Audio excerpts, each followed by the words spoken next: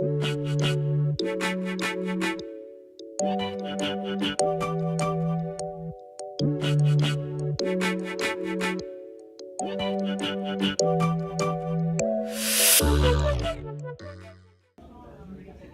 bonjour, donc je suis avec Jean-Marie Coignet qui est donc le cofondateur de Ubicast. Bonjour. Voilà, et aujourd'hui donc c'est la journée Ubicast, hein, c'est l'anniversaire même. Ce sont les 10 ans d'Ubicast, oui, tout à fait.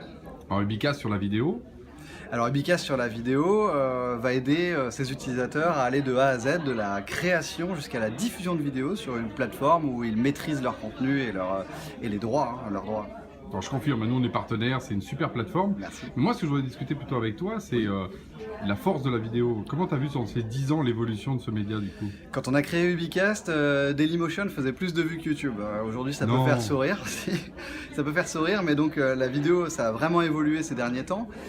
Aujourd'hui, dans un jour typique sur Internet, il y a 2 fois plus de vidéos vues sur YouTube que de recherches sur Google, sur le moteur de recherche. Donc c'est vraiment un média qui se démultiplie et qui permet de conserver une information de haut en bas telle qu'elle a voulu être donnée, mais qui permet aussi à des gens d'en bas de remonter de l'information en haut, comme des gestes métiers, des bonnes pratiques, etc. Et ça permet de finalement partager de l'expérience. Je vais prendre un petit exemple, j'ai un de mes clients qui m'a dit il n'y a pas longtemps, je bénis la vidéo puisque à 45 ans j'ai pu apprendre à jouer de la guitare grâce à YouTube. Ah c'est joli. Les tutos, voilà. Alors justement, tu dis YouTube, Oui. mais du coup toi Ubicast, toi tu en parles des entreprises, pourquoi est-ce que les entreprises, elles ont YouTube, elles n'ont rien besoin d'autre, c'est formidable. YouTube, parfait pour de la communication externe, on veut du référencement, on veut être poussé par le moteur de recherche Google, c'est très bien. Ok. Maintenant, quand on est sur du contenu métier interne, Ouais. dès qu'on remonte une vidéo sur YouTube, on partage la propriété intellectuelle de la vidéo avec Google. Donc ça peut avoir certaines limites. En plus, au-delà de ça, YouTube, si on veut commenter une vidéo, c'est une plaie parce que ça se trouve en bas, c'est en vrac, etc.